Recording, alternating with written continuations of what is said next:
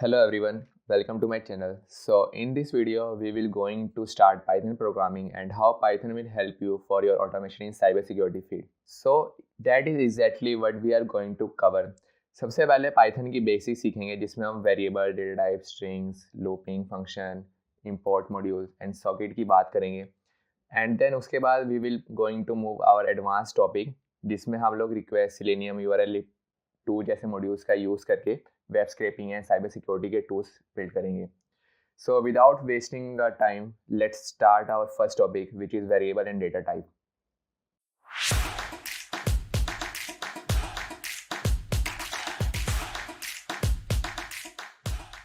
So here I am using Kali Linux. You can use VS Code also and Ubuntu also you can use. So यहाँ पे मैंने दो terminal open कर लिए. तो एक टर्मिनल में हम लोग कमांड का आउटपुट देखेंगे एंड सेकंड टर्मिनल में हम लोग अपना कोड लिखेंगे. सो सबसे पहले हम लोग स्ट्रिंग की बात कर लेते हैं. यहाँ पे बेसिकली स्ट्रिंग एक टाइप ऑफ मॉड्यूल है पाइथन प्रोग्रामिंग में जिसकी हेल्प से हम लोग स्ट्रिंग के ऑपरेशन परफॉर्म कर सकते हैं. सो किसी भी कोड को स्टार्ट करने से पहले हम लोग सबसे पहले हेलो वर्ल्ड प्रिंट करते हैं उस कोड में और देखते हैं कि उसको हम लोग कैसे पाइथन में इम्प्लीमेंट कर सकते हैं. सो यहाँ पे मैं माउस पैड का यूज़ करूँगा. आप नैनो भी यूज़ कर सकते हो या आप VS कोड भी आप डाउनलोड कर सकते हो काली में एंड उसमें भी आप कोड लिख सकते हो.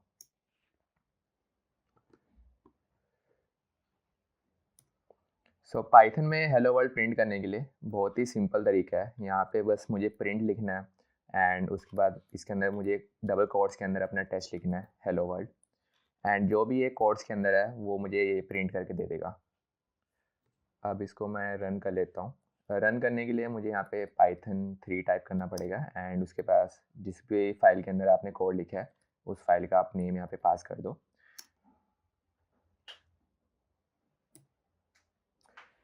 सो यहाँ पे देख सकते हो आप, यहाँ मेरा हेलो वर्ल्ड प्रिंट हो चुका है.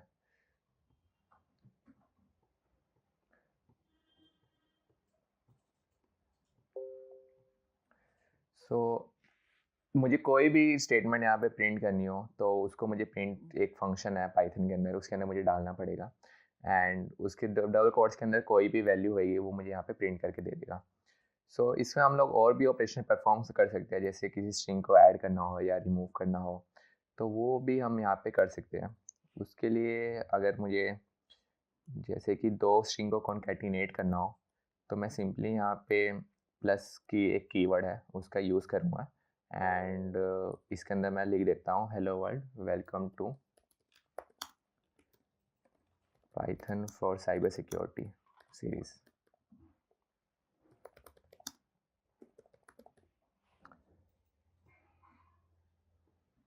अब इसको रन करते हैं. अब यहाँ पे मेरा हेलो वर्ल्ड तो प्रिंट हो गई, उसके साथ साथ ये भी प्रिंट हो जाएगा welcome to Python for cyber security series. So इसको चेक कर लेते हैं एक बार टर्मिनल पे. ये देखो यहाँ पे मेरा आ गया hello world welcome to Python for cyber security.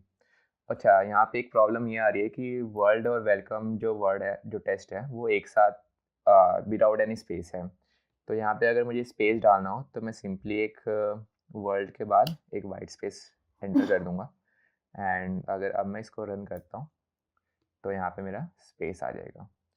सो इस तरीके से हम लोग यहाँ पे स्क्रीन को कॉन्कैटिनेट कर सकते हैं एंड इसके अलावा भी हम लोग यहाँ पे परफॉर्म एक्शन कोई और एक्शन भी परफॉर्म कर सकते हैं. जैसे कि अगर मुझे किसी स्ट्रिंग को नेक्स्ट लाइन में प्रिंट करवाना हो तो मैं यहाँ पे बैकस्लैश एन लिखूँगा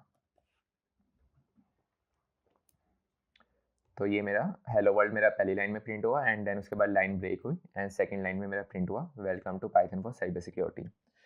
सो ये बहुत ही एक आसान सा तरीका है पाइथन में किसी भी स्टेटमेंट को प्रिंट करवाने का. अगर आपने कोडिंग करी है जैसे सी में या जावा में, वहाँ पे हमें लाइब्रेरी का इंपोर्ट करना पड़ता है, देन काफ़ी सारी मॉड्यूल्स हमें डालने पड़ते हैं उसके अंदर. बट पाइथन में ऐसा कोई भी कंसेप्ट नहीं है. यहाँ पे डायरेक्टली प्रिंट का आप यूज़ करो स्टेटमेंट का एंड जो भी आपको स्टेटमेंट प्रिंट करवानी है स्क्रीन पे वो आप डायरेक्टली करवा सकते हो. सो इसके अलावा भी इसमें हम लोग स्लाइसिंग वगैरह भी कर सकते हैं, वो थोड़ा एक एडवांस हो जाएगा इसके अंदर. बट वहाँ पे मूव करने से पहले हम लोग थोड़ा वेरिएबल्स और डेटा टाइप्स के बारे में भी जान लेते हैं क्योंकि वेरिएबल्स कोई भी हम लोग अगर वैल्यू स्टोर करवाते हैं तो उसको हम लोग पहले वेरिएबल डिक्लेयर करते हैं एंड देन उस वैल्यू को हम लोग स्टोर करवाते हैं। सो वेरिएबल एक तरह का मेमोरी है, जो जैसे आप बॉक्स समझ लो, बॉक्स के अंदर आपने कोई सामान डाला है, तो same as it is Python में भी वेरिएबल होता है। वेरिएबल आप डिक्लेयर करो एंड उसके अंदर कोई भी आप स्ट्रिंग या फिर इंटीजर कुछ भी आप डाल सकते हो। एग्जाम्पल के लिए मैं यहाँ पे एक वेरिएबल डिफाइन कर लेता हूँ, जैसे कि यहाँ पे अभी के लिए मैं ए ले लेता हूँ और ए के अंदर मैं डालता हूँ हेलो वर्ल्ड। ठीक है, तो जो मेरा यहाँ पे ए जो मैंने कीवर्ड लिखा है वो मेरा एक्ट करेगा as a variable. This will act as a variable. अब मैंने बॉक्स के अंदर सामान तो डाल दिया, मतलब हेलो वर्ल्ड मैंने डाल दिया वेरिएबल के अंदर। अब मुझे इसको प्रिंट करवाना हो तो मैं यहाँ पे हेलो वर्ल्ड नहीं लिखूँगा, मैं वेरिएबल का नाम लिखूँगा। जैसे मेरा ए के अंदर हेलो वर्ल्ड है तो मैं यहाँ पे लिखूँगा प्रिंट ए। अब अगर मैं इसको रन करता हूँ तो आप देख रहे हो यहाँ पे मेरा ऊपर वाला तो चलो आ ही रहा है, नीचे वाला भी मेरा हेलो वर्ल्ड प्रिंट हो गया जो कि मेरा ए वेरिएबल में था। अच्छा, यहाँ पे एक चीज़ और, अगर मुझे इसको प्रिंट ना करवाना हो, जैसे मुझे हेलो वर्ल्ड और ये welcome to Python for cyber security, तो मैं इसको कमेंट कर सकता हूँ। सो पाइथन में कमेंट करने के लिए हम लोग हैशटैग का यूज़ करते हैं। हैशटैग से क्या होता है, हमारा सिंगल लाइन कमेंट होता है। पाइथन में बेसिकली दो तरह के कमेंट्स होते हैं, एक सिंगल लाइन, एक होता है मल्टी लाइन। तो सिंगल लाइन के लिए हम लोग सिंपली हैशटैग का यूज़ करके एक पर्टिकुलर लाइन को कमेंट कर सकते हैं। अगर मैंने यहाँ पे ये जैसे मैंने यहाँ पे कमेंट कर दिया, अब मैं इसको अगर रन करता हूँ तो यहाँ पे मेरा खाली जो वेरिएबल के अंदर हेलो वर्ल्ड कीवर्ड है वो खाली प्रिंट होएगा। अब अगर मुझे मान लो कि मल्टी लाइन कमेंट करना हो, ठीक है, क्योंकि कभी कभी क्या होता है कुछ सेट ऑफ लाइंस को हमें एग्जीक्यूट नहीं करवाना होता पाइथन में, तो अगर मैं बार बार हैशटैग लिखूंगा हर लाइन पे जाके तो मेरे लिए थोड़ा हैट्रिक हो जाएगा वो भी, क्योंकि अगर 300-400 लाइन का कोड है तो मैं हर लाइन में जाके हैशटैग नहीं लिख सकता हूँ, तो वहाँ पे मुझे मल्टी लाइन कमेंट का यूज़ करना पड़ेगा। तो लेट्स सपोज कि यहाँ पे मैंने कुछ भी अपने डेमो के लिए लिख लिया, जैसे कि hashtag is use for single line comment. यहाँ पे मैं नोट भी डालता रहूँगा ताकि अगर आपको रेफरेंस लेना हो तो आप डायरेक्टली इसको देख सकते हो। इसको मैं कमेंट में यहाँ पे लिख देता हूँ and triple quotes is use for multi line comments.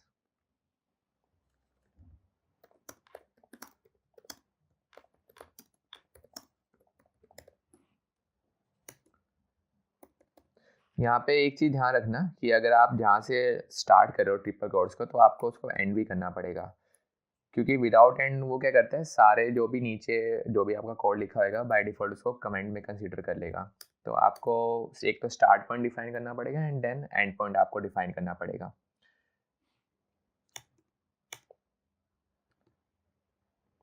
जैसे कि मैं यहाँ पे मैंने स्टार्ट पॉइंट डिफाइन कर दिया, triple quotes and end point, and इसके बीच में मैं ये लिख देता हूँ कि triple quote is use for multi line comments.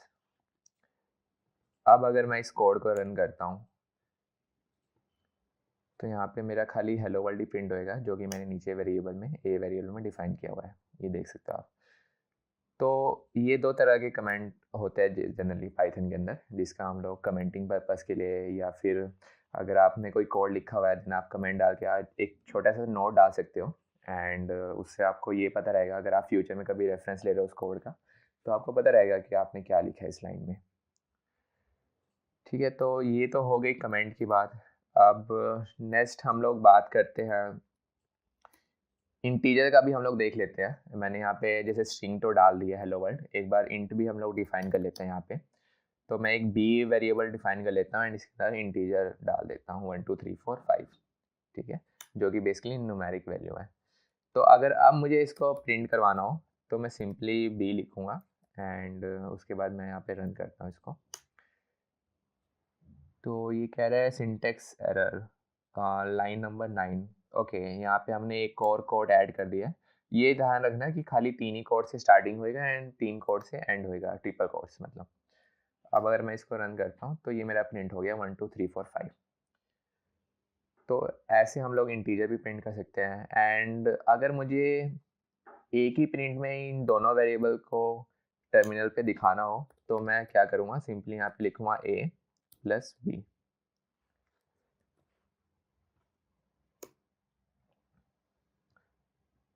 ये दे रहा है can only concatenate string not integer. Okay, reason being ये है कि हमारा जो b वेरिएबल के अंदर डेटा है 1 2 3 4 5 वो एज अ इंटीजर है। तो कभी भी स्ट्रिंग और इंटीजर एक साथ कॉन्कैटिनेट नहीं हो सकते हैं। उसके लिए हमें या तो उसको टाइपकास्ट करके स्ट्रिंग में कन्वर्ट करना पड़ेगा इंटीजर को, देन ही वो कॉन्कैटिनेट होएगा। अब अगर मैं करता हूँ तो अब ये दिखा रहा है हेलो वर्ल्ड 1 2 3 4 5। या तो हम लोग अगर मान लो कि मुझे इसको इंटीजर ही रखना है एंड स्ट्रिंग में नहीं रखना है इसको और तब प्रिंट करवाना है, तो मैं सिंपली क्या कर सकता हूँ, यहाँ पे मैंने 1 2 3 4 5 लिखा है, यहाँ पे मेरा ए हो गया एंड देन मैं इसको प्लस की जगह यहाँ पे ब्लैक स्लैश एन कर लेते हैं ताकि वो नेक्स्ट लाइन में प्रिंट हो जाए।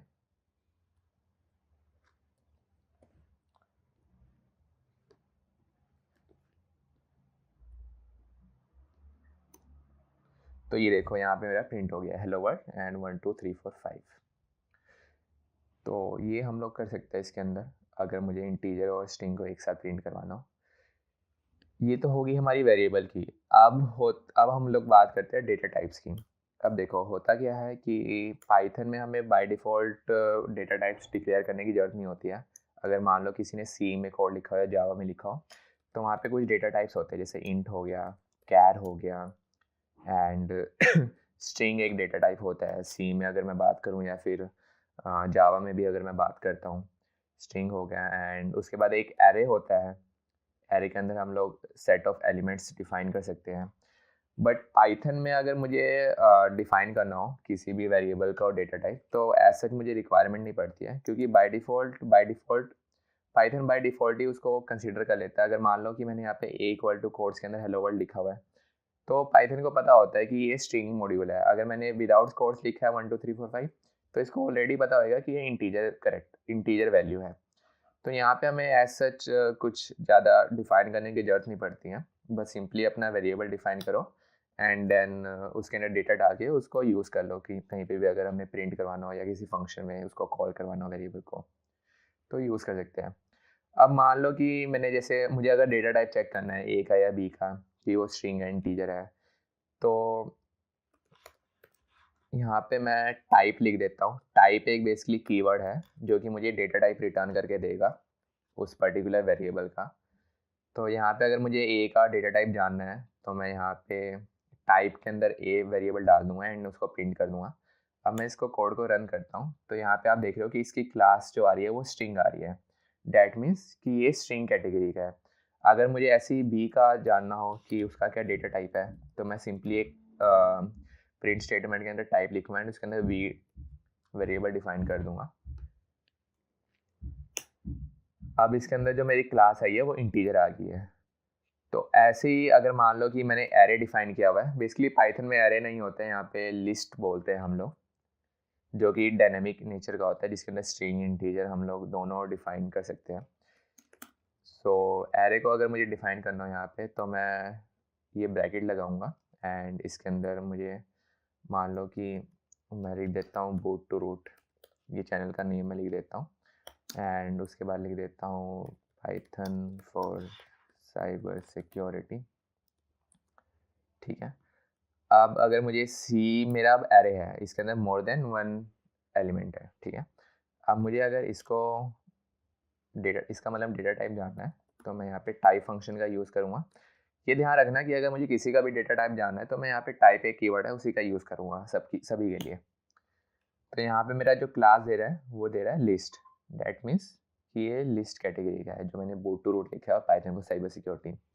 और अगर मान लो कि आपको इसको प्रिंट करवाना हो तो आप सिंपली यहाँ पे प्रिंट स्टेटमेंट लिख के इसको प्रिंट करवा सकते हो। यहाँ पे मेरा आ गया बूट टू रूट और Python for cyber security. Looping का भी यहाँ पे कंसेप्ट होता है बट वो फिर जब हम लोग आगे सीखेंगे उसको थोड़ा एडवांस, जो कि फॉर लूप वाले सेशन में सीखेंगे जब हम लोग, तो वहाँ देखेंगे कि हम लोग इसमें कैसे लूपिंग और ऑपरेशन और फिल्ट्रेशन वगैरह परफॉर्म कर सकते हैं।